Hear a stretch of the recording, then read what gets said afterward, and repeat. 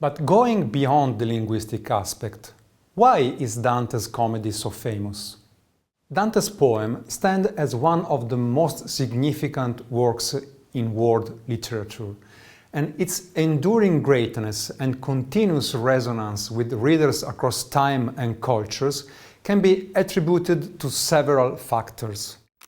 These include its all-encompassing vision of human existence, viewed through the lens of eternity, the unique engagement it fosters with readers, both as companions on the journey and interpreters of the poet itself, and its unparalleled synthesis of diverse sources from early literary tradition, drawing from the Latin Bible, classical authors like Virgil, Lucan, Ovid and Statius, and contemporary vernacular writings. The poem achieves an unprecedented breadth.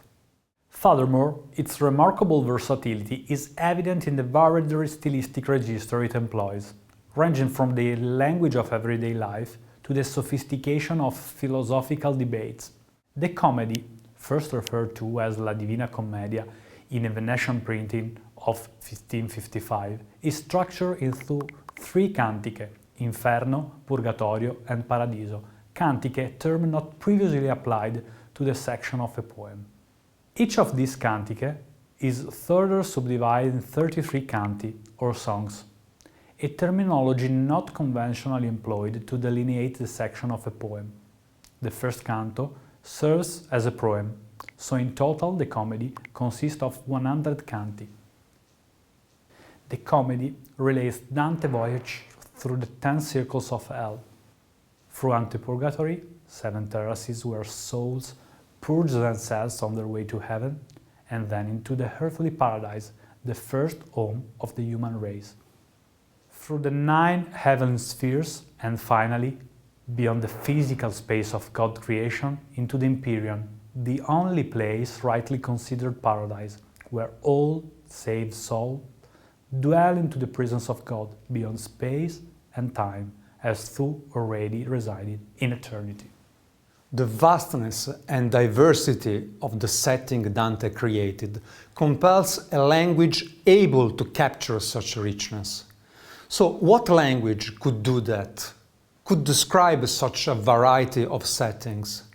In the Divine Comedy, Dante notably deviates from his earlier conviction, as articulated in the De Vulgare Eloquentia, that literature should be composed in an illustrious vernacular. Instead, Dante employs a rich and varied language to capture the multifaceted nature of his visionary journey. But how do you create a language to express what has never been said before? The answer to this question, in short, is by asking help from other languages. One of the ways in which Dante broadened the scope of the vernacular is by integrating Latinism into his writing. Latinism are words or expressions that are Latin in origin and that have been adopted or adapted into another language. As we have seen, Latin possesses a layered history and widespread usage, and Dante draws upon various forms of Latin to articulate the realm of the beyond. The Latin used in classical literature, but also the language of philosophical and scientific texts of the Middle Age, and the Latin of the Scripture. Examples of Latinism we can find in the comedy are cuba, which means to lay, and latra, which means to bark. Dante, beyond the rely on Latin, exhibits a linguistic virtuosity in the Divine Comedy by crafting neologisms such as contrappasso, retribution or retaliation, or dismalare, to heal from a physical or moral evil, or to disevil, incorporating foreign terms and dialects and resurrecting archaic words. His intent is nothing short of encompassing the entirety of reality, traversing both literary and political spheres. The linguistic tapestry he weaves spans the spectrum from colloquial expression and earthly vernacular to the sublime lexicon reserved for depiction of divine entities such as God, angels and saints. In this linguistic mosaic, multilingualism emerges as the fundamental category, allowing Dante to capture the rich complexity of the human experience while transcending linguistic boundaries, a testament to his mastery and innovation in the realm of language. The Divine Comedy is also characterized by polymorphy, exemplified by the coexistence of terms like core and cuore. While the former represent a literary variant closer to the Latin cor, the latter, with the diphthong wo, reflects the word used in everyday language.